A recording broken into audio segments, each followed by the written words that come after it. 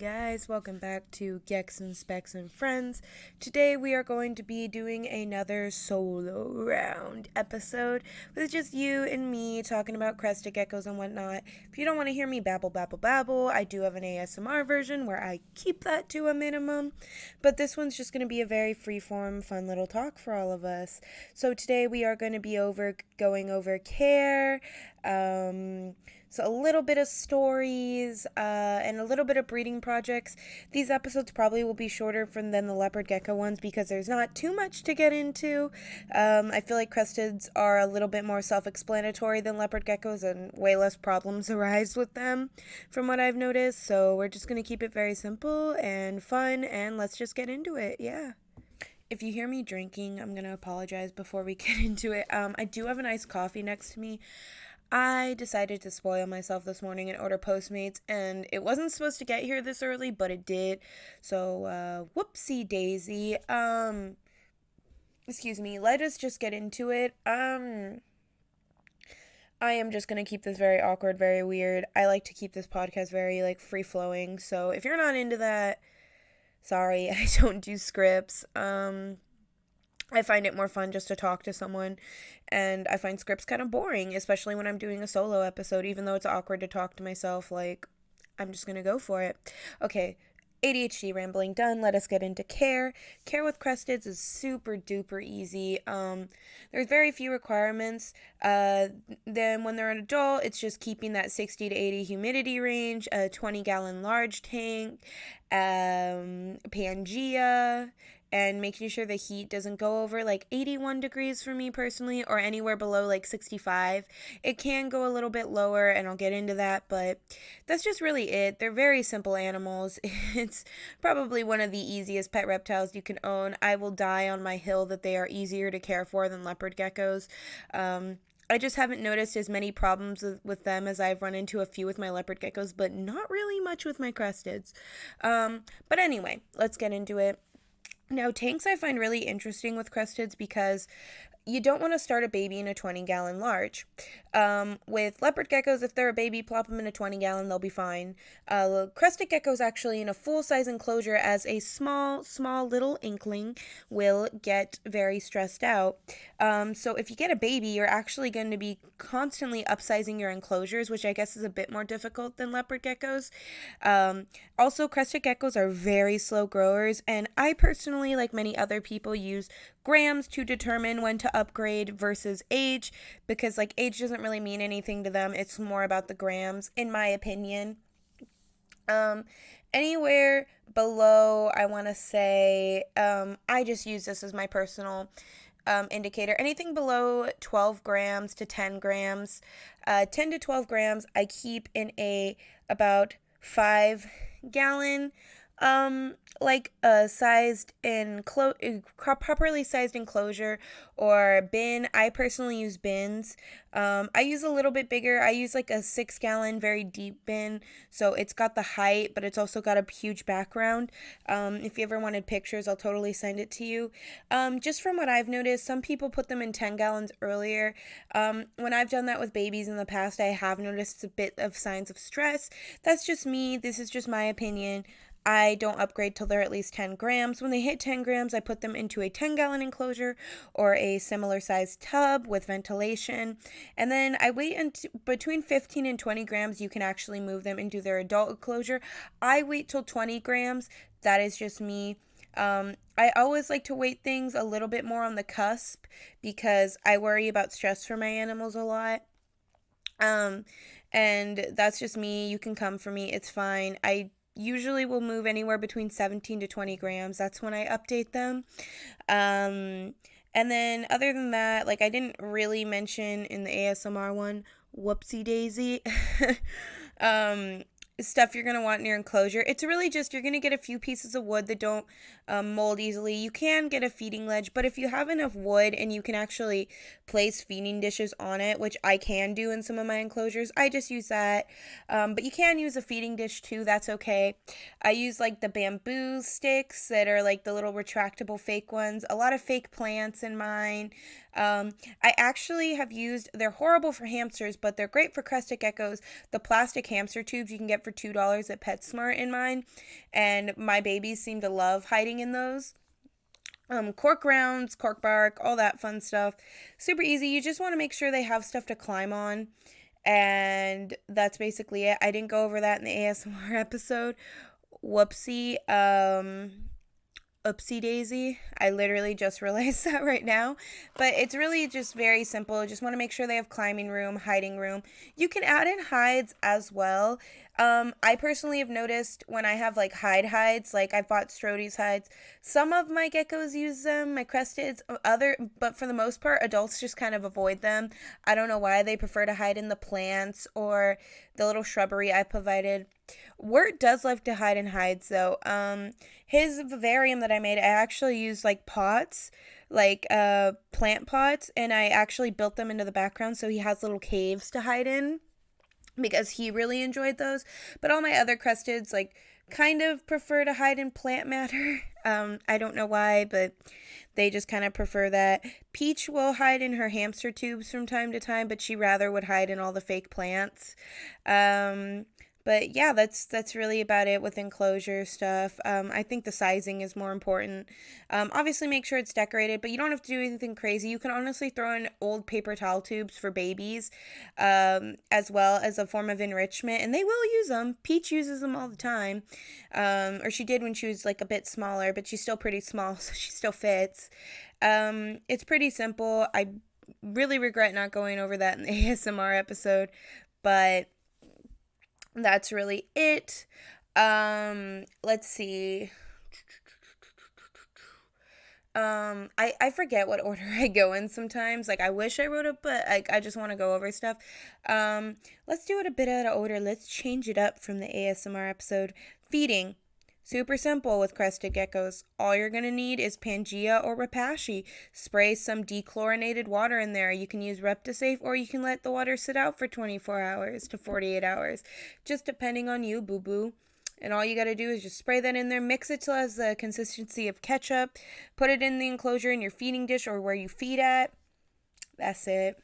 That's really it. I would avoid hand feeding too much. Whereas like leopard geckos, you can completely tongue feed. That's fine. Crested geckos, I would say don't do that except on very rare occasions for bonding, just because they will become dependent on hand feeding. They will not eat on their own, and it's just going to be annoying for you if you're constantly having to hand feed them. Trust me, because you're putting in new food every other day, and yeah, like it's just not worth it to completely always hand feed, and you don't want them dependent on that. You do want them to be independent. With leopard geckos, you can mix it up a little bit easier. Like I've noticed, even if I hand feed a bunch, or like feed with tongs, they'll still go to their bowl. Some days when I just want to drop it in there and let them eat on their own, they'll do that. Crested geckos are notorious that if you hand feed them all the time, they will become dependent on that. So don't do that. Pangea or Repashy works great. I know there are other brands, but I've never used them, so I don't want to promote or de-promote them.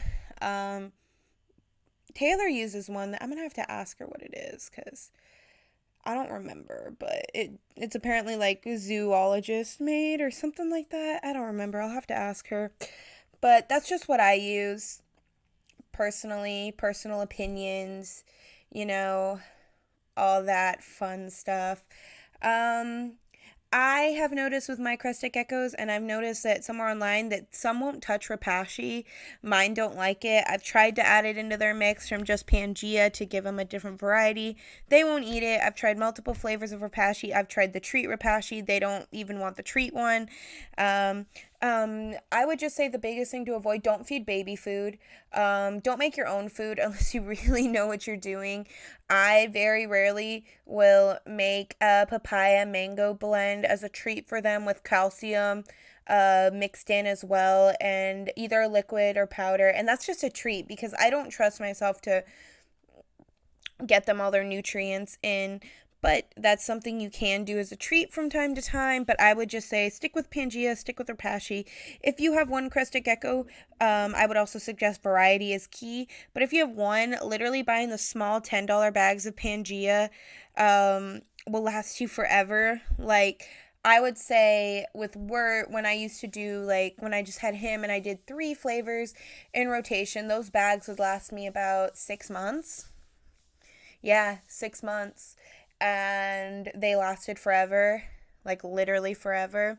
So, pretty simple food. I went a little bit more in depth here than I did in the ASMR one. This one I tend to go a bit more in depth. The ASMR is just kind of an overview. This one just because I'm babbling, I can go a bit more in depth, but yeah, that's it with food. Humidity requirement. Controversial opinion. I prefer using appropriate sized tubs for crested geckos over regular enclosures. Glass door enclosures are great. Yeah, they hold humidity pretty good as well. So if you want to convert and use like a converting kit to make your 30-gallon with a screen top into a glass front enclosure, that works fine as well.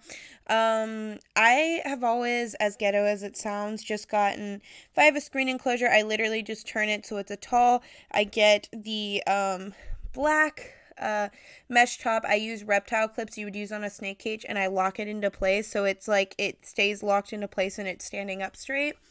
It's pretty easy. It's like $5, and I own a bunch of reptile clips that I just keep on my leopard gecko enclosures too because they have climbing material in their enclosures. So I just have a ton. That's just what I do. I personally wouldn't suggest that. I mean, I suggest it, like, it works fine, but keeping up the humidity in those enclosures is much harder than keeping it up in plastic tubs. Plastic tubs are really good at holding humidity. So if you live in a very dry area, I would suggest plastic tubs. If you live in a more moist and humid area, I would say the screen top is a bit better, just for a variety of reasons. So let us get into that. Humidity, you're going to keep between 60 to 80. You can go about 50 to 90 as well. I like to keep mine in the 60 to 80 range just personally. At night, you're going to spray it so the humidity gets up to 80 degrees. You can get that by having a hydrometer in your enclosure. That's how you know hydrometers are key. That's all you're going to really need to do is keep it about between 60 to 80 not degrees. Oopsie, please don't do that. Please don't do that. But that's all you're going to really do to keep the humidity. All I really need to do personally is I spray my enclosures at night. The plastic tubs I have to spray less, so I will mention that. Make sure it gets up to 80 in there. Wait 24 hours, and by the time I come back, usually it's down to 60.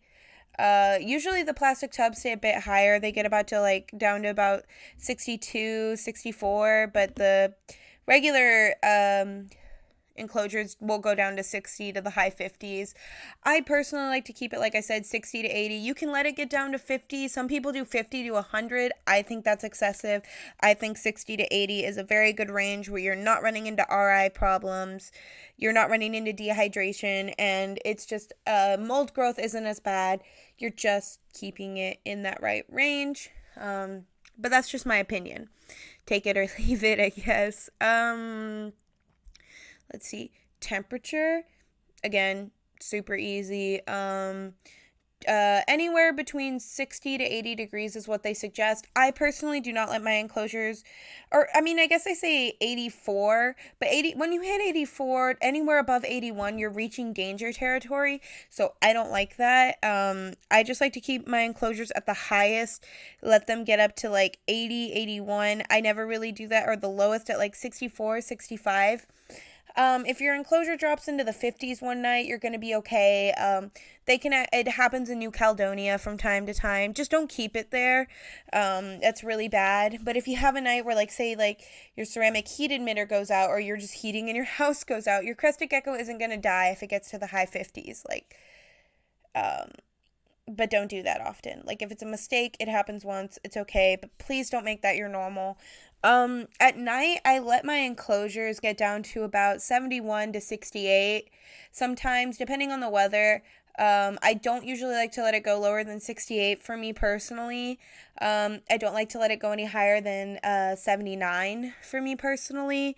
That's just me, though. I like to keep things in a range, and I don't like to go the highest or the lowest. You don't really want to get anywhere above 82 though, because you're getting into danger territory of your crested gecko overheating and dying, and you don't want to go anywhere below, in my personal opinion. Well, a dip in the 50s is okay from time to time. I would not really want to be going anywhere below 65, like 64, 63 at night, at the very lowest, like constantly, because at that point you're just going to run into, they're not going to want to eat, they're going to be eating less, they will grow even slower, and they are very slow growers. So yeah, but like most people do not keep their house at like the low 60s or the high 70s versus pushing 80s. They don't keep it at that. Most people, I don't know, maybe you do. But if like say like you have a day where it's getting a little too hot in your room, all you really need to do is, I bought like a literal $5 portable small desk air conditioner that you just put water in, put it in front of Wirt's enclosure when I had him in one summer. And it cooled down his enclosure by like 4 degrees. And it works super great, and it's super easy to use. You can also put ice on top of the enclosure in like plastic bags, because it'll cool down the glass and the coolness will go in. But honestly, that $5 air conditioner literally saved my life, and you can get them on Amazon for like $5. At least I did. Or pick them up at your local dollar store. Those work too. Or you can also pick up like small fan and the air conditioning unit to get maximum effort. Works just fine. For heat, I personally have never had to use heat. My house doesn't get super cold. But you can get a small emitting like ceramic heat emitter bulb, and obviously a ceramic heat emitter, and place it above your enclosure. You don't want to get a red light or anything like that, because light is not something crested geckos like. They're nocturnal. And you just put that on, and it'll raise the ambient temp by a few degrees. But honestly, you probably will never need to do that. Like I said, most people don't keep their houses super cold or super hot. Like they like crested geckos like room temperature. And it's really just kind of that simple. When it goes to spraying enclosures, obviously use dechlorinated water. I didn't mention that in the ASMR one because I just thought that was kind of obvious. When I was mentioning mix their food with dechlorinated water, they're going to be drinking the water off the glass, so dechlorinate it. Water dishes, controversial opinion, I've never used them. Even with babies, they have a higher chance of drowning in it than they do actually drinking out of it. All my babies that I've had, and I've had Peach since she was very, very, very small, like I'm talking like maybe 6 grams, she drank off the glass. She did just fine. She's doing just fine. I don't think they really need the water dish. They wouldn't drink out of that in the wild. They would drink off plants or tree bark. They don't drink water dishes. They just don't use them. If you want to put it in there with some rocks or pebbles because you're paranoid like that, go for it, but they don't need it. They just don't need it. They're not going to use it, and they have a higher chance of falling in and drowning than using it. That might be harsh, but that's just my opinion. If you don't agree, you don't agree. I'm not hurt. Yeah, it's about it with care from what I can tell off the top of my head if I was talking to someone at a convention. Let's get into a little bit of stories and problems that I ran into. I really haven't had problem with any of my females. It's always my males. Like, they are the most problematic men ever. Peanut would not eat for a while. He ate, but he was very picky and ate very little. And I was trying to reduce hand feeding because I didn't want to hand feed him too much. Oopsie, my mic moved. I didn't want to hand feed him too much because I didn't want to give him that opportunity to stop eating on his own, you know? Like, I just didn't think that'd be helping anybody in the situation. So honestly, what actually helped me a lot is he's really picky and he will only eat if something has watermelon in it. I do forcibly mix other mixes into his food with watermelon, so that he gets a variety, but he will not touch it unless there's a little bit of watermelon in there. And also, Majestic Cresteds, I want to say it was her, gave me the advice to use a plastic feeding bowl, like silicone. And like a reusable one, and that has worked great. He just started eating a bunch. I don't know what it is. She told me she didn't know what it is, but it legitimately works. If all else has failed, use a silicone feeding bowl. It somehow works for them. I don't know why. I don't know why Peanut will now eat from the silicone feeding bowl. Couldn't tell you. Don't know. Um, Wirt is just a pain. He's just a pain. I never knew crested geckos could project poop and pee like tree frogs do. I don't know if that's just a Wirt thing, but he does it. He shoots poop and pee at me, and I'm not talking like runny poop. I'm talking like logs of poop. He just shoots them at me. It's fun. No, it's great. I love it. He likes to release sperm plugs on my hand and just drag it across my hand. It's really great. Yeah, Wirt's disgusting. I love him, but he's disgusting. Which leads me into an issue you might get into. Wirt was super when male crested geckos go through puberty. I don't know what happens when that hemipene bulge drops. It's like they turn into demons. Wirt got super cage aggressive, super territorial, and then super just jerkish, just a jerk. He was very nippy, very like squeaky. The best advice I can give you is do continue handling. Don't handle more, don't handle less. Because if you teach them, you bite me. If they learn that like I bite you, I go back, they're just going to keep doing it. But eventually if you teach them, no, you bite, but you're staying out, like nothing's changing, they'll eventually stop. And if they're cage aggressive or territorial, literally just removing them from that environment calms them down a ton. And if you're scared about getting bit, it doesn't hurt. I've been bitten by Wirt so many times, and like accidentally getting bitten by one of my Leos, or I had a defensive Leo, baby that came in, baby melon, and that hurt worse than him were ever biting me. Like it literally just feels slimy and gross. Like that. That's it. Crested gecko bites don't hurt. I don't think that's a controversial opinion. They don't hurt. Like I said, these episodes are going to be kind of short, and I'm sorry. I'm really sorry. But yeah, that's really all I have for stories. I don't have a ton of stories for my cresteds. They're pretty easy. They're pretty chill. My leopard geckos have more personality and more stories. I mean, my cresteds do have personalities, but I just got lucky, and most of them are nice. Minus Wirt. Wirt is a jerk. I was going to use another word, but we got to keep this family friendly. But no, my crested geckos are super chill for the most part. I just lucked out, I guess, with that. My leopard geckos are all psychopaths in their own way, so that's different. But yeah, I don't really have that many stories with them. They all have unique personalities as well. It's just they're all very pretty chill. Pretty cool, nothing crazy. Peach peed on my bed once. That's literally it. But yeah, like last but not least, I want to touch on breeding projects a little bit because I did get a question for the Q&A we're doing, and I do go into it in more detail. And I don't want to give too much away because I don't want to sound like I'm repeating myself. But I am working with black cream, like cookie cream pinstripe. I'm working with a cookie cream pinstripe line from Free Fall Geckos, and also from Lick Your Eyeballs. I do have a high expressing pinstripe Harley Quinn darker gecko, so he's like pitch black. When Peanut fires up, he's pitch black, and so they're going to be paired.